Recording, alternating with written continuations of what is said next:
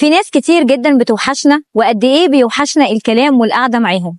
وكتير جدا بنلاقي نفسنا مع مرور الحياه ومع ضغط الحياه، ومع ذلك بنروح للاماكن اللي احنا كنا بنشوفهم فيها وبنتكلم كتير. يعني قد ايه بيوحشنا وبنحس بحنين كنا بنشرب معاهم كوبايه الشاي ولا فنجان القهوه ازاي، وساعتها بنحس بذكريات وحنين وشوق كده مش طبيعي جدا.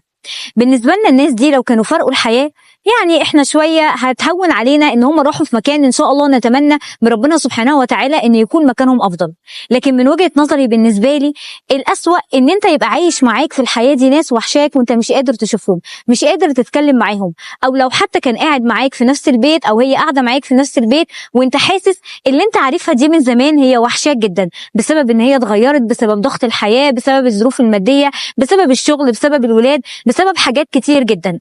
يا ريت كلنا كده ندور، كل واحد فينا يدور على نفسه عشان الناس اللي حواليه ما يحسوش هو قد ايه هو وحشهم. يعني احنا لو نرجع تاني للفطره بتاعتنا، ولو نرجع تاني للبني ادمين اللي كانت جوانا الطبيعيه اللي ما اتغيرتش ولا تلطخت ابدا بدماء الحياه، الله على تلطخت بدماء الحياه دي، ولا ان هي اتغيرت، صدقوني هيفرق كتير جدا. خلي بالك من ولادك، اوعى تبقى قاعد مع ولادك وهم حاسين ان انت وحشهم، واوعي انت كمان تكوني قاعده مع ولادك ومع اخواتك ومع اصحابك وهم حاسين قد ايه ان انت مش انت وان انت وحشاهم كتير جدا. غير حياتك وخليك بسمة حب. كانت معاكم بسمة فتحي.